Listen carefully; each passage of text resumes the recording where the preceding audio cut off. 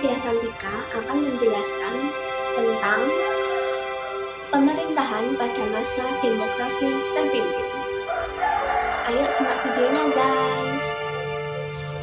Demokrasi terpimpin merupakan sistem demokrasi yang berlaku di Indonesia dari tahun 1959 sampai 1966, di mana semua kekuasaan terpusat di tangan Presiden Soekarno. Ini memberi Soekarno kekuasaan yang amat besar dan kuat, serta berlangsung selama 7 tahun. Berlakunya demokrasi terpimpin menandai berakhirnya era demokrasi liberal tahun 1950 sampai 1959. Suatu sistem yang memungkinkan berseminya partai-partai politik dengan ideologi yang beragam dan saling berkompetisi secara terbuka untuk mendapatkan kesuksesan. Meskipun sistem ini juga membawa konsekuensi lain, yakni singkatnya umur kabinet yang pada gilirannya tersendat pelaksanaan program kerja yang telah disusun oleh suatu kabinet. Pada masa demokrasi terpimpin dibentuk kabinet kerja yang terdiri menjadi 4 periode: kabinet kerja 1, kabinet kerja 2, kabinet kerja 3, dan kabinet kerja 4. Berikut susunan Kabinet Kerja 1. Program kerja Kabinet Kerja 1 yaitu A. Memperlengkapi sandang pangan rakyat dalam waktu yang sesingkat-singkatnya. B. Menyelenggarakan keamanan rakyat dan negara. C. Melanjutkan perjuangan menentang imperialisme ekonomi dan imperialisme politik termasuk Irian Barat. Berikut susunan Kabinet Kerja 2. Program kerja Kabinet Kerja 2 yaitu sama dengan program kerja Kabinet 1 atau meneruskan program sebelumnya. Berikut susunan Kabinet Kerja 3. Program kerja Kabinet Kerja 3 yaitu A. Program sandang pangan harus diperhebat. B. Program keamanan dirampungkan dengan memperhebat operasi Jawa Barat dan intensifikasi follow-up di semua daerah. C.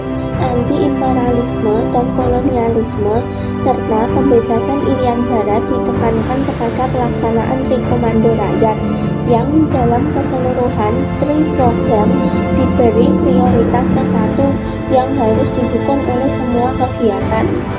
Berikut susunan Kabinet Kerja 4. Program kerja Kabinet Kerja 4 yaitu A. Sandang pangan, B. Pengayangan Malaysia, C. Melanjutkan pembangunan. Keberhasilan Indonesia pada masa demokrasi terpimpin yaitu sebagai berikut: berhasil mengembalikan Irian Barat ke Indonesia, berhasil menyelenggarakan konferensi Asia Afrika, mampu menumpas pemberontakan APRA, Angkatan Perang Ratu Adil, berhasil menyatukan Timor ke Indonesia, pembangunan infrastruktur besar-besaran, dan penguatan nasionalisme. Terbentuknya Kabinet Kerja, DEPAS Dewan Pertimbangan Agung Sementara, dan MPRS Majelis Permusyawaratan Rakyat Sementara. Berakhirnya demokrasi terpimpin terjadi pada tanggal 30 September hingga 1 Oktober dini hari. Pada saat itu terjadi penculikan dan pembunuhan perwira Angkatan Darat, termasuk 7 jenderal. Kabar tentang gerakan 30 September 1965 ini menyebar pada tanggal 1 Oktober yang menyebabkan kericuhan dan kepanikan pada masyarakat.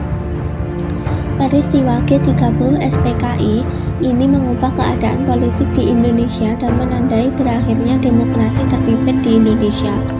Penyebab kegagalan dan jatuhnya pemerintahan demokrasi terpimpin berikut ini beberapa faktornya.